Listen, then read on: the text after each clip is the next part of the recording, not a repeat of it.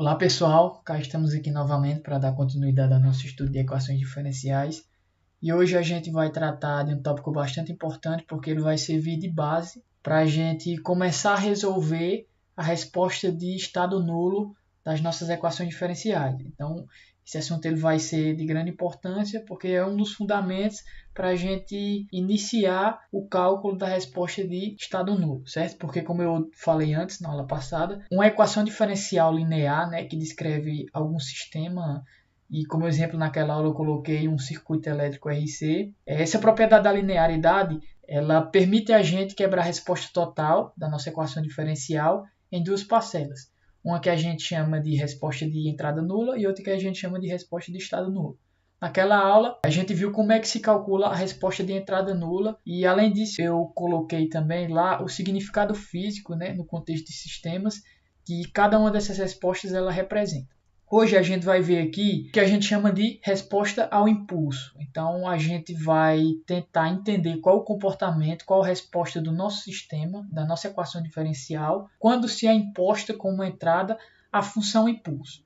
Certo? Então eu coloquei aqui um esquemático que ilustra o que a gente vai ver hoje. A gente vai considerar um sistema aqui qualquer e esse sistema ele pode ser representado como uma caixa preta, né, como um retângulo, de modo que ele tem uma entrada e uma saída. Na sua entrada a gente vai impor a função impulso e na sua saída a gente vai observar qual o comportamento desse sistema. Essa saída, nesse caso, a gente vai chamar especificamente de h de t, que é a representação da resposta ao impulso no tempo. Como vocês bem sabem, o impulso ela é uma função, de modo geral, ela é bem definida. Embora ela não tenha um valor fixo, embora ela não seja representada por valores fixos, nem por uma expressão fixa, a gente determina que, por definição, a função impulso ela é zero em todos os pontos diferentes de zero, ou seja, fora da origem a função impulso é zero, e sua integral de menos infinito a infinito é igual a 1, certo? E quanto ao ponto zero, na origem, como essa função se comporta? Bem, na origem, ela é indefinida, certo? Ela é uma função indefinida, ela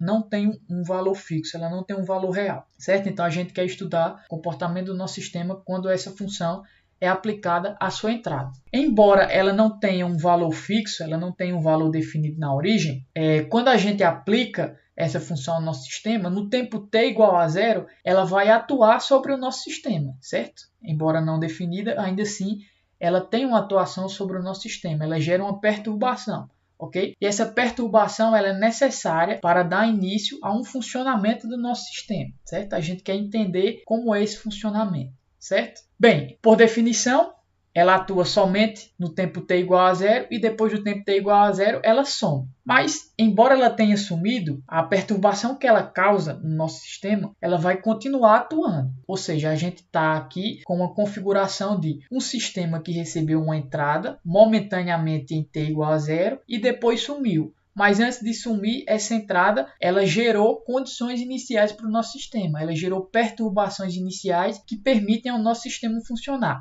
E se vocês se recordam bem, essa é uma configuração que a gente já teve um contato, certo? Quando a gente estudou a resposta de entrada nula do sistema, a gente viu que nessa resposta o sistema ele se comporta, certo? O seu funcionamento ele está atrelado única e exclusivamente às condições iniciais, ou seja, à energia interna que tem nele. Aqui também fazendo uma análise um pouco mais intuitiva para a resposta ao impulso, a gente vê que para um tempo que a gente vai chamar de um tempo t maior do que o zero mais, ou seja, e esse tempo é um infinitésimo maior do que o zero, é quando a função impulso ela não está mais imposta ao nosso sistema, ou seja, para t maior que zero mais, a gente está vendo que o nosso sistema vai ter um comportamento similar ao que ele apresentou quando a gente estava estudando a resposta de entrada nula, certo? E por que eu estou usando aqui a palavra similar e não igual? Bem, justamente por de fato ser similar, ele não é igual por um fator que a gente vai ver posteriormente, que são as condições iniciais. Para a resposta ao impulso, a gente tem condições iniciais bem definidas e elas serão fixas, independente da equação diferencial que a gente tenha, aquele modelo de condições iniciais que a gente vai usar, ele é o mesmo, certo? Por isso que para o tempo t maior que zero mais, a resposta ao impulso ela não é igual à resposta de entrada nula, ela é similar, certo? E o que é que eu quero dizer com similar? Bem, ela tem a mesma representação. Ela tem a mesma representação da nossa resposta de entrada nula. E a representação da resposta de entrada nula, ela é dada pelos nossos modos característicos do sistema. Então a gente vai ter que, para t maior que 0 mais, o nosso H1 de t, e esse H1 aqui é apenas uma distinção que a gente vai apresentar para a nossa resposta ao impulso quando se falar no tempo 0 mais, certo? Maior do que 0 mais. Então o nosso H1 de t, ele vai ser dado pelos nossos modos característicos, que eu vou resumir como MC, certo? Então, a nossa resposta ao impulso para t igual a 0 mais, ela é dada em função dos modos característicos, ou seja, os modos característicos vão caracterizar essa nossa resposta ao impulso, certo? Só que para ter uma resposta completa, uma resposta ampla, a gente também tem que considerar para o tempo t igual a 0, certo? Porque no tempo t igual a 0, a gente tem a atuação momentânea da nossa entrada, que é o impulso. Então, naquele momento, o nosso sistema ele já vai ter uma reação, certo? Ele já vai ter uma resposta. Então, a gente tem que considerar também o tempo t igual a 0, certo? Bom, e no tempo t igual a 0, o que acontece internamente no nosso sistema? A gente anteriormente, no tempo t igual a 0 menos, podemos dizer assim, ou no tempo t igual a 0, a gente aplicou uma entrada momentânea, certo? A gente aplicou um impulso, ou seja, o impulso ele vai atuar naquele momento e vai sumir, certo? Por uma análise também intuitiva, o que a gente pode, qual a hipótese que a gente pode colocar aqui para a nossa resposta, que eu vou chamar de H2 de t? E essa resposta, assim como a primeira, ela refere-se unicamente ao tempo t igual a 0. Se a gente aplica uma entrada momentânea, o nosso sistema, ele inevitavelmente vai ter uma resposta momentânea, certo? Ou seja, quando a gente aplicar um impulso no tempo t igual a 0, o nosso sistema vai ter uma resposta momentânea em t igual a 0, e depois que o impulso sumir, ele vai adquirir uma resposta caracterizada pelos modos característicos do sistema, ou seja, vai ser uma resposta caracterizada pelas condições iniciais do nosso sistema, pela energia interna que essa entrada inicialmente deixou no nosso sistema, certo? Então, se ela tem também uma resposta momentânea, a gente pode representar essa resposta momentânea como sendo um B0 impulso de t, certo? Porque justamente o impulso, ele caracteriza uma resposta momentânea para o tempo t igual a 0, por definição. Essa é a definição da função, certo? Esse B0 ele vai ser apenas uma constante de proporcionalidade, certo? O quão intenso vai ser essa resposta naquele momento. Então, a gente adquiriu aqui já duas parcelas da nossa resposta ao impulso que dão uma caracterização geral de como será a nossa resposta ao impulso total. Então, o nosso H de t vai ser dado por uma parcela momentânea em t igual a 0 e por uma parcela em t igual a 0 mais, ou seja, para um tempo maior que 0, a nossa resposta ao impulso vai ser caracterizada pelos modos característicos do sistema, certo?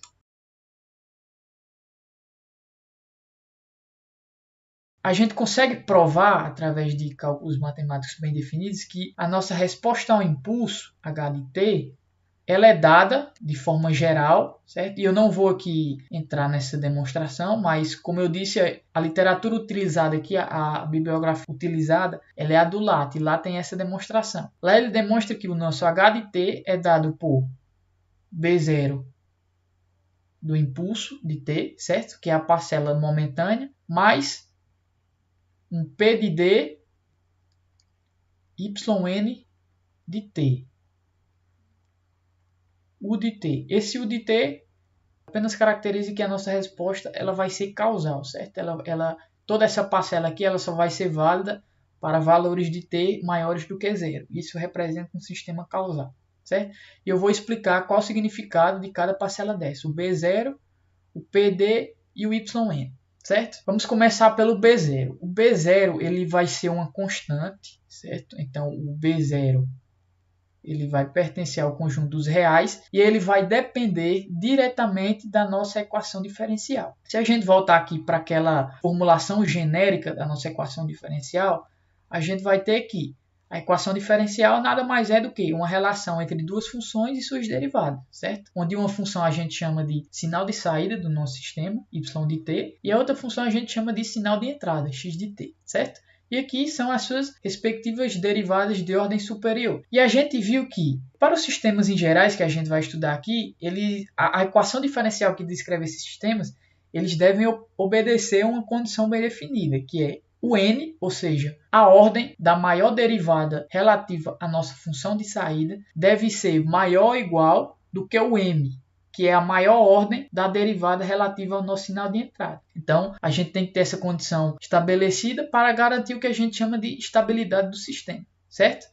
O B ele vai depender diretamente dessa condição. Então, essa condição a gente pode quebrá-la em duas, certo? A gente pode dizer que o N ou ele é maior do que M, ou o N ele é igual a M. Essas duas parcelas aqui, certo? Essas duas subcondições, ela engloba, na verdade, essa condição aqui, certo? E o B, o B0 lá da nossa resposta ao impulso, ele vai depender diretamente dessas duas condições aqui. Quando o N for maior do que o M, ou seja, quando a ordem da maior derivada relativa à nossa função de saída for maior do que a ordem da maior derivada relativa à nossa função de entrada, isso implica que o nosso B0 ele vai ser igual a zero, certo? Independente dos coeficientes que a gente vai ter naquela equação diferencial, isso sempre vai ser válido. O B, ele depende única e exclusivamente da relação entre N e M, certo? E quando o N for igual ao M, então isso implica que o B0, ele vai ser igual àquele B, N menos M, certo? Se a gente olhar na equação diferencial, o Bn menos m, o coeficiente que acompanha a derivada de maior ordem da nossa função de entrada, certo? Do nosso sinal de entrada. Então, se n for igual a m, o nosso B0 vai ser igual a esse coeficiente, certo? Então, aqui a gente já definiu, a gente já analisou qual o comportamento do B0. Ele vai depender exclusivamente da nossa equação diferencial, certo? De como a nossa equação diferencial está escrita. O próximo termo que a gente vai ver aqui é o P de D, certo? E se vocês se recordarem bem, também na aula passada a gente viu que ao definir um operador, que a gente chama de D, onde esse operador vai ser definido como sendo a operação de derivação, a gente pode reescrever aquela formulação geral da nossa equação diferencial em termos de dois polinômios, um que a gente chama de Q de D e outro que a gente chama de P de D, certo? E essa reescrita ela é feita quando a gente substitui a operação de derivação pelo nosso operador D, certo? Fazendo essa substituição, é possível a gente colocar as nossas funções em evidência e a gente vai ter aqui uma expressão que ela se assemelha a um polinômio, certo? Um polinômio de D. Então, a gente escreve toda essa expressão como sendo um Q de D, que é relativo ao nosso sinal de saída, e o P de D, que é relativo ao nosso sinal de entrada, certo? Então, o P de D vai ser esse polinômio referente ao nosso sinal de entrada. Ele vai aparecer aqui, P de D, aplicado ao y de n. E esse é o último termo que falta a gente analisar para descobrir como achar completamente essa resposta ao impulso.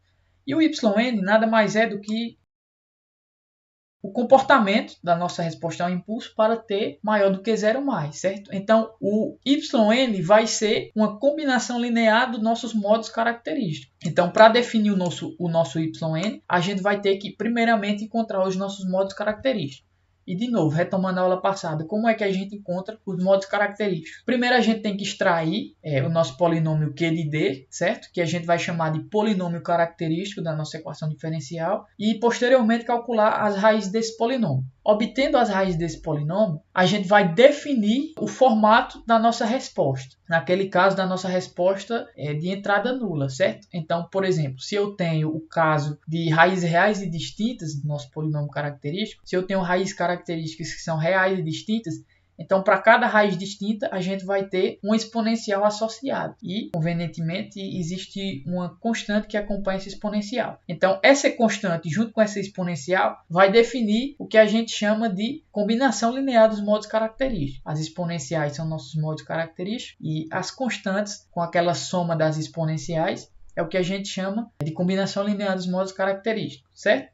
Então, a gente vai ter um K1 vezes exponencial de lambda 1 mais K2 exponencial de lambda 2, certo? Isso vai ser a combinação linear dos nossos modos característicos. A gente já sabe aqui qual é o comportamento de todos os termos e, portanto, a gente sabe como encontrar a nossa resposta ao impulso. E relembrando uma coisa que eu falei antes, eu disse que aquela resposta para t maior do que o 0 mais, que é o H1, ela vai ser dada pelos modos característicos. E eu disse que isso é similar, mas não igual à nossa resposta de entrada nula, certo? E eu falei também que a igualdade ela só não é estabelecida porque nesse caso da resposta a impulso, a gente tem condições iniciais diferentes, certo? E bem determinadas. Então, elas vão ser fixas para qualquer equação diferencial que a gente vai ter. O padrão das condições iniciais, ele vai ser o mesmo, certo? Independente da nossa equação diferencial. E que padrão é esse de condições iniciais? Bem, esse padrão ele vai ser o seguinte. As nossas condições iniciais elas vão ser dadas da seguinte maneira. A gente vai ter aqui yn, que é a combinação linear dos nossos modos característicos, vai ser igual a y.n, que é a derivada dessa função em zero. Elas vão ser iguais, que vai ser igual a y2 pontos de n, que é a derivada segunda também no ponto zero.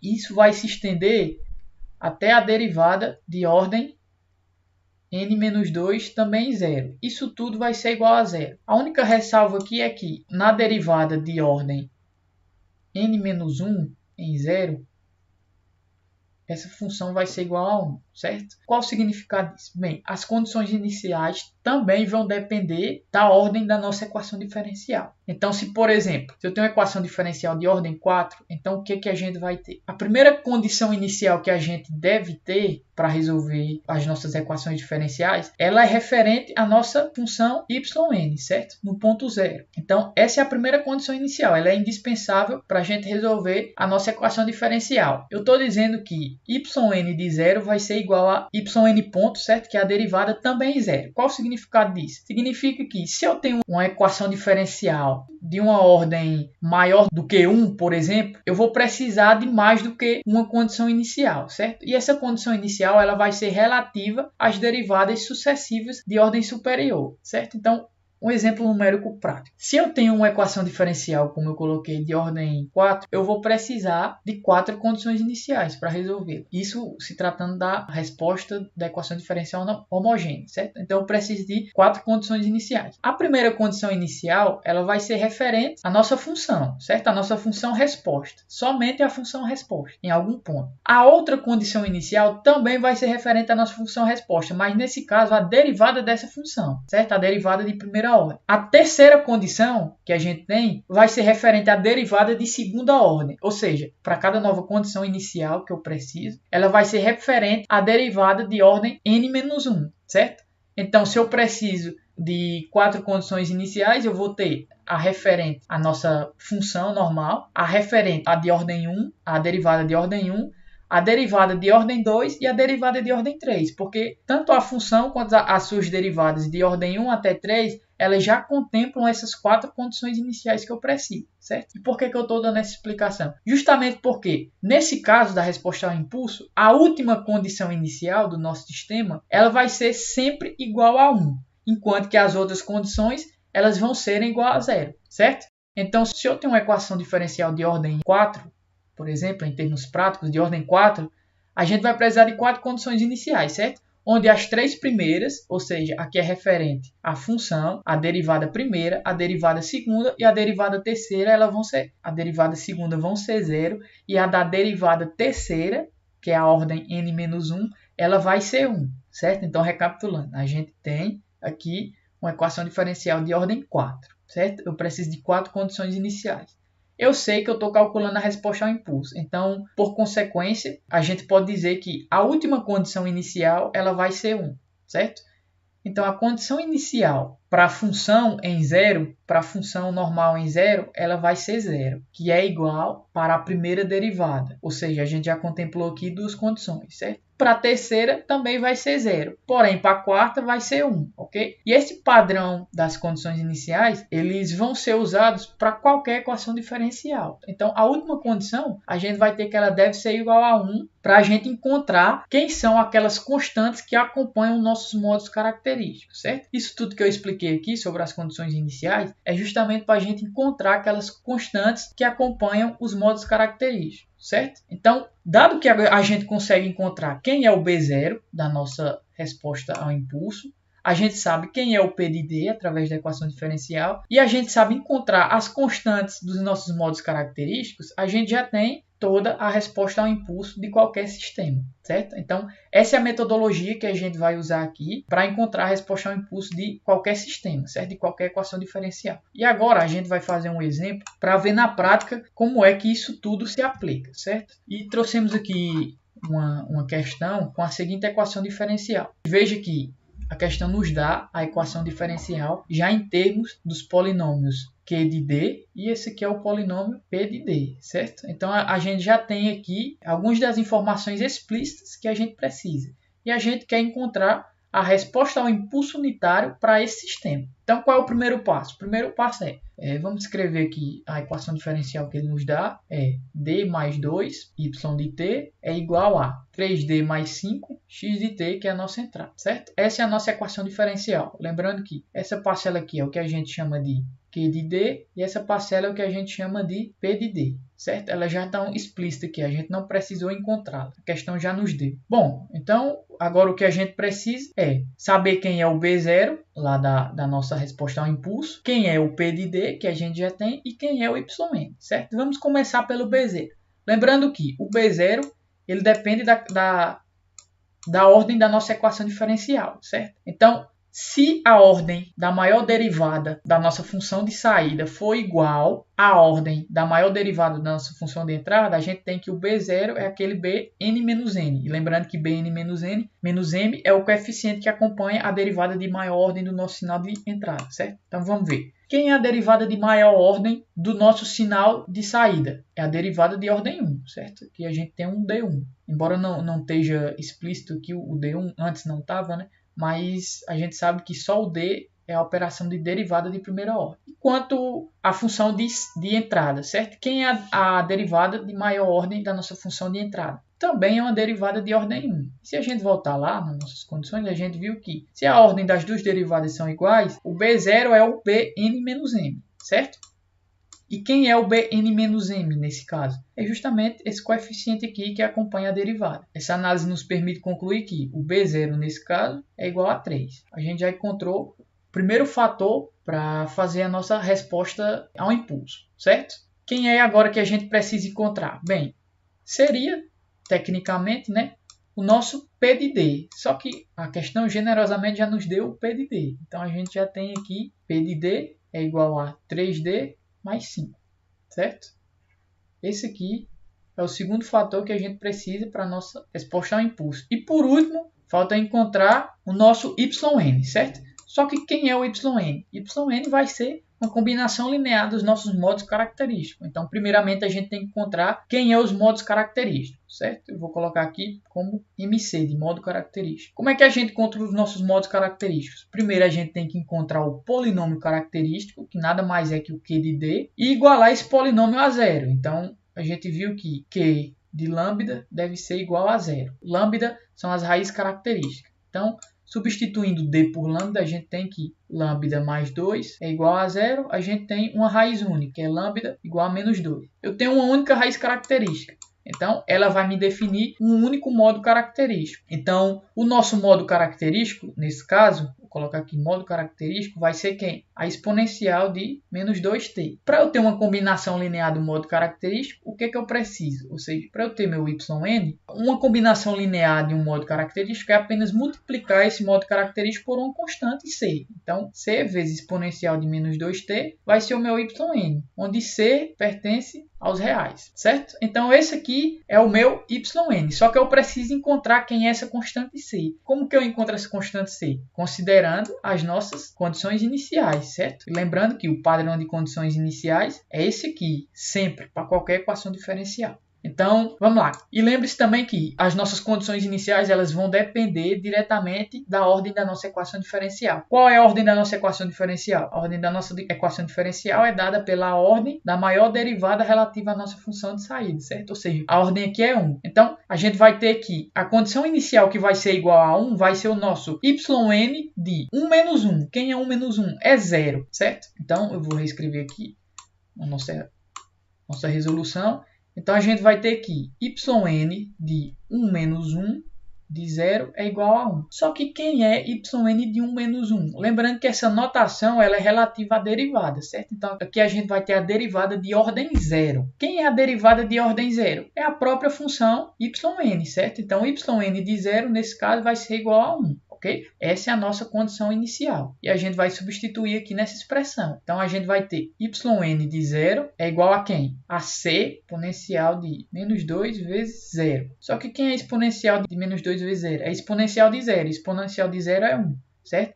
Então a gente vai ter que yn de 0 é igual a c. Só que yn de 0 é igual a 1. Então c é igual a 1. Certo? E a gente encontrou a nossa constante. Então eu posso reescrever aquele yn como sendo yn de t é igual a exponencial de menos 2t. Certo? E já encontrei todos os fatores que eu queria. Encontrei o b0, encontrei o p de d e encontrei o yn. Então a gente escreve nossa resposta ao impulso da seguinte forma. A gente tem que h de t, que é a nossa resposta, é igual a 3, que é o nosso b0, o impulso de t, mais p de d, yn, certo? Só que ao invés de yn, eu já vou escrever a exponencial. Exponencial de menos 2t. Tudo isso aqui, o de t, certo? Que é causal. Então, o que a gente precisa agora é trabalhar algebricamente essa expressão, ou seja, aplicar o polinômio p de d na nossa exponencial, certo? Então, a gente tem que h de t é igual a 3 impulso, 3 vezes o impulso, mais. Quem é p de d?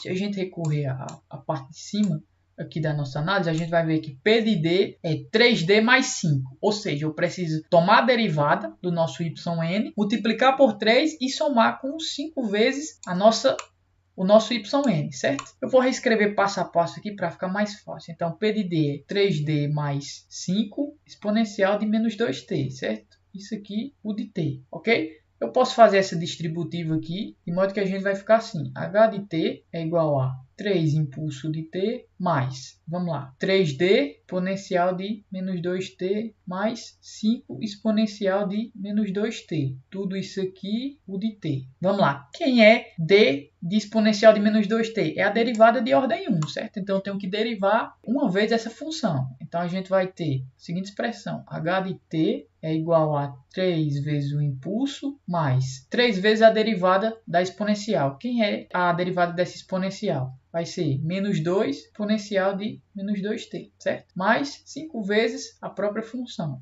E tudo isso aqui, o de t. Bom, aí, trabalhando matematicamente essa expressão, h de t vai ser igual a 3 vezes o impulso de t mais 3 vezes 2 dá 6. Como é negativo, então eu posso substituir esse sinal de mais. Deixa eu só ajeitar essa escrita aqui. Posso substituir esse sinal de mais por menos. Então fica menos 6 exponencial de menos 2t. Mais 5 exponencial de menos 2t. Tudo isso, né? Tudo isso aqui, o de t. Então eu tenho aqui duas parcelas iguais. Na verdade eu posso escrever isso aqui assim. Aqui a gente tem um 6, né? 6, aqui tem um menos, que eu posso colocar um mais e a nossa expressão vai ficar assim, certo? E que eu tenho duas parcelas iguais da mesma exponencial, então eu posso somá-las. Então, h de t é igual a 3, o impulso de t. Quem é menos 6 mais 5? É menos 1, então menos exponencial de menos 2t, o de t, certo?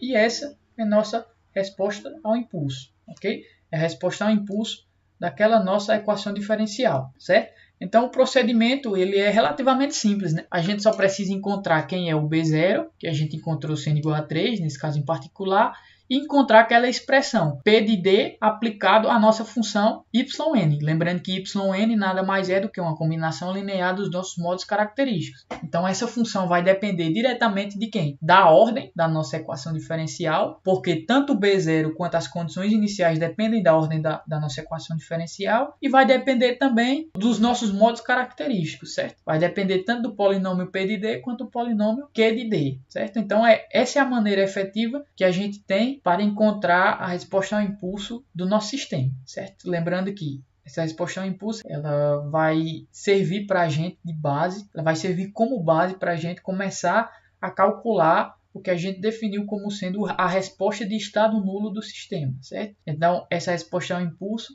é o primeiro passo para a gente começar a calcular a resposta de estado nulo. Serão dois passos, essencialmente. A gente tem que aprender a calcular a resposta ao impulso e uma operação que a gente vai ver na próxima aula chamada operação de convolução, certo? Com essas duas coisas, a gente vai ser capaz de começar a calcular a resposta de estado nulo das nossas equações diferenciais, certo? Então, naturalmente, na próxima aula, a gente vai ver o que é essa integral de convolução e como calculá-las e, posteriormente, definir qual é o formato, como vai ser o procedimento para calcular a nossa resposta de estado nulo, certo? Então, por hoje a gente fica por aqui e espero que essa aula tenha te ajudado de alguma forma.